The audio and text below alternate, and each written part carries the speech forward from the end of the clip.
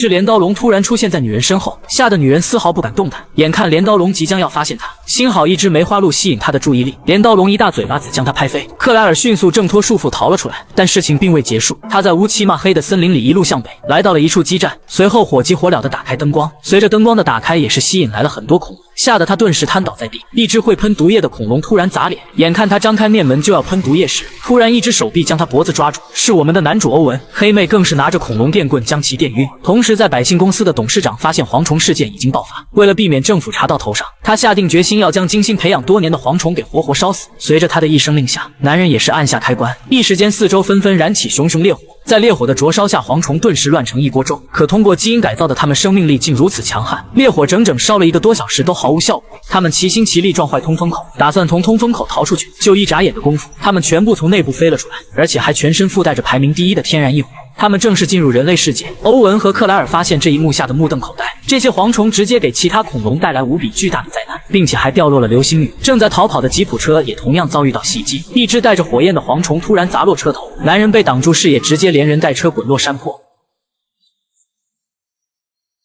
欧文的女儿梅西也在里面，克莱尔他们看到这一幕久久没反应过来，直到确认是梅西后，他们立即跑过去，一家3口紧紧相拥在一起。随后几人全部把车里人救了出来。正当他们叙救之际，突然听到极其恐怖的声音，众人顿时面目变沉，目光全部投到前方的上面。只见一只南方巨兽龙缓缓从森林走出，它一口就将蝗虫给吃掉，但这根本不够塞牙缝，于是南方巨兽龙便盯上了众人。随着他一声恐怖的呐喊，7人吓得撒丫子就跑，他们全部躲在吉普车后面和巨兽龙玩起捉迷藏。原本以为他很快就走掉，没想到南方巨兽龙突然在车边找了起来，很快他也是发现众人，他们全部逃走，老头更是直接躲到车内。幸好巨兽龙身材过高没发现他，而其余人情况就不美好了，他们已经成功被巨兽龙盯上。黑妹带头爬上基站的上面，可到梅西时，突然一张血盆大口迎面袭来，直接把梅西吓尿了。好在旁边有钢管挡住了攻击，黑妹看到鼓励他快点爬上来。最终他们全部爬到基站2楼，可奈何基站的高度刚好和南方巨兽龙相似，他把头颅向众人伸过来，眼看就要张开血盆大口把他们吃掉。这时那个躲在车内的老头突然出来，他拿着燃烧的蝗虫吸引南方巨兽龙的注意，没想到巨兽龙还真被他吸引了。在欧文众人的注目下，他直接把铁管抛入巨兽龙的口中，一时间巨兽龙直接变成喷火龙。他们迅速跑到屋内，可克莱尔突然被一根绳子绊倒拖出去，欧文见状果断上去救他。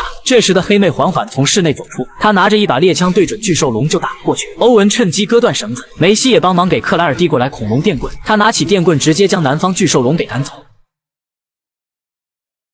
同时百姓公司的董事长下令将所有恐龙控制，他要把恐龙全部召回。在蝗虫的灾难下，现在整片森林都已经燃起熊熊烈火，其他恐龙全部往公司方向走去。而克莱尔众人为了逃离基站，他们找到一处地心通道，这条通道是直连百姓公司内部的控制室。这时的董事长知道待下去肯定会吃牢饭，他故意找来男人，然后假惺惺的把整座公司的控制权交给他，自己就可以放心跑路。可男人并未接受他的好意，因为梅西就是被他放走的。很快欧文众人来到公司的控制室，他们打算重启系统逃离这个地方，可系统突然出现供电不足的情况。黑男告诉他们，如果需要重启系统，只能重新分配已有电力，去楼上关闭整座公司的系统。得知消息的克莱尔直接去寻找开关处，而欧文便打算前往地下8层寻找小兰的孩子兰仔。黑妹则去开直升机。此时的董事长收拾完东西已经开始跑路，克莱尔他们来到了开关处，随着他手指按下开关，一时间整个公司的电源直接被关闭。身处轨道车内的董事长无奈被迫停下，突然一只喷毒龙来到他面前，接着就是2只3只，还没等他反应过来，直接被毒液吐到脸上。在毒液龙的连续吐息下，董事长也是当场领了15元盒饭。欧文这边也是成功找到兰仔，可兰仔和他们不熟，直接朝他们张开龇牙咧嘴。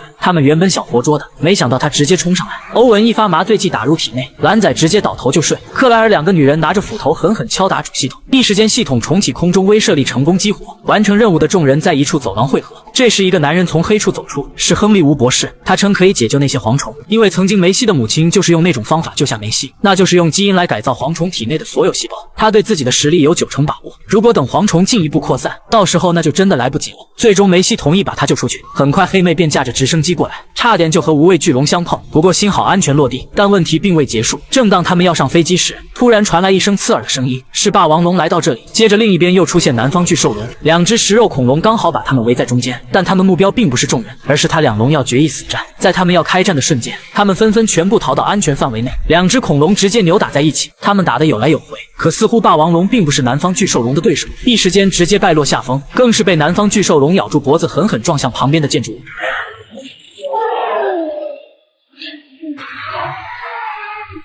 霸王龙顿时陷入昏迷，欧文众人刚好躲在他下方。女人看到想要过去营救时，突然被巨兽龙来个死亡凝视。眼看没办法了，黑妹掏出信号弹打了出去，信号弹的光元素直接把巨兽龙给吸引。这时镰刀龙也来到了现场，虽然遇上体型强大的巨兽龙，但他也丝毫不害怕，因为他手上的镰刀锋利无比。欧文几人趁他们打架时偷偷跑了出来，然后全部坐上飞机，打算立刻离开。黑妹驾着飞机带众人离开的同时，她用探照灯把霸王龙给照醒。不知情的巨兽龙还在龇牙咧嘴，殊不知霸王龙已经来到身后。看到霸王龙时，他再也没有刚刚嚣张的气质，而是想着如何应对霸王龙和镰刀龙。现在他被左右夹击，一旦他分神，那么就会当场领盒饭。突然，霸王龙率先发起攻击，一口咬住巨兽龙的脖子，甩向镰刀龙。镰刀龙锋利的双刃直接刺穿他的身躯，蓝方巨兽龙就此倒下。而他们也开着直升机成功逃离了这里，最终人类世界再次恢复和平。亨利·吴博士也实现当初的诺言，改变了蝗虫的基因，将它们放归大自然之中。